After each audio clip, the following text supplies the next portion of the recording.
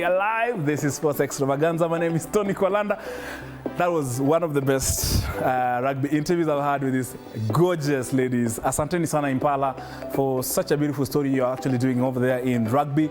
We shall support you in your endeavors in any activity you do. Hapa, always make TV47. Impala, make it your home. And any other rugby team because we love rugby at TV47. If you're joining us, 20! Sasa, Kirigiti International Football Stadium. Yesterday afternoon, my very good friend, the CS for Sports, Kipchumba Murkomen, made a visit to this particular stadium. And of course, you'll be able to see the pictures on air.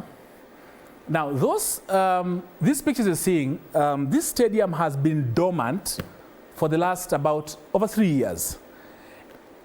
You can imagine the investment. These are billions of shillings that were put into this stadium, and it has not functioned since then.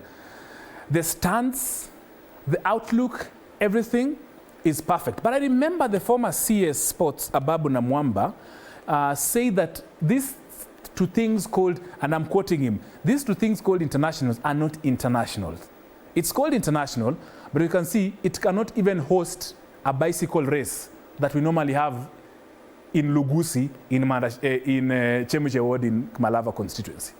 So now they're looking at ways of trying to revive it. So by at least they're looking at by end of this year, some activity should be happening at this Kirigiti International Stadium. Remember, we have other international stadiums across the country. Another one you know is Wanguru International Stadium in Kirinyaga County, Mwea constituency to be specific.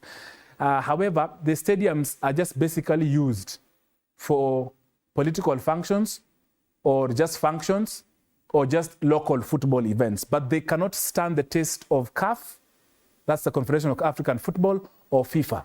You can imagine in Kenya there is no stadium that has the capacity to host any matches stipulated by the conditions by CAF or FIFA. So we hope that these trips or tours that CS Murkomen is making bear fruit. Look at those changing rooms. They look international. Actually, they are international. But there's something that we missed in terms of constructing our stadia.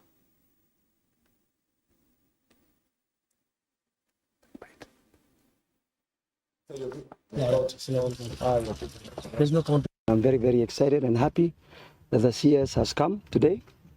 And he has given us assurance that by the end of this year, this stadium will be operational.